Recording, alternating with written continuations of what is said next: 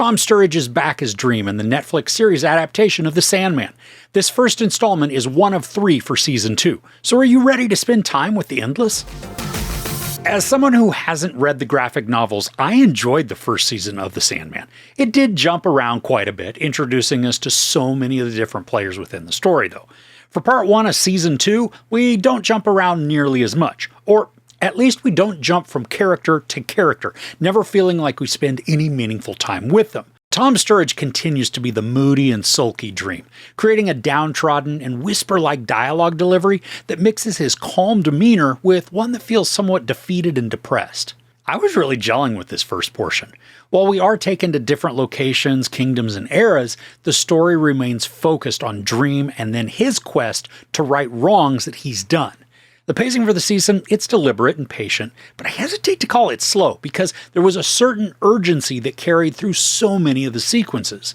Dream has finished rebuilding his kingdom, but feels regret for condemning Nada to hell, and so he's on a quest to save her, and all along the way encountering new adventures, kind of like Odysseus on his voyage home. I love the variety of characters we get this season.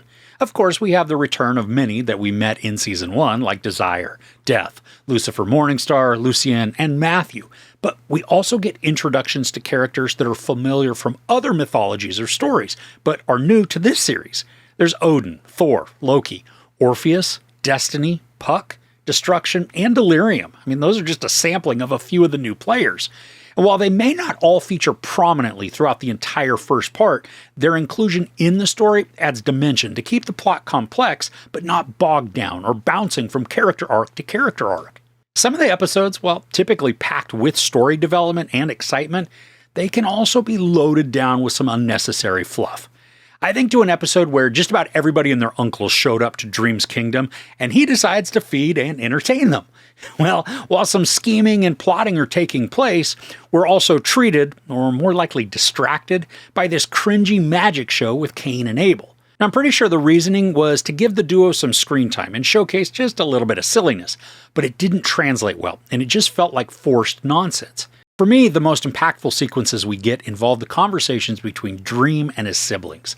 Sometimes they're snarky, other times emotionally deep, but they all work in tandem to further inform us on who Dream really is, and then provide clues and foreshadowing on what he might do or encounter as a result of his remorseful actions.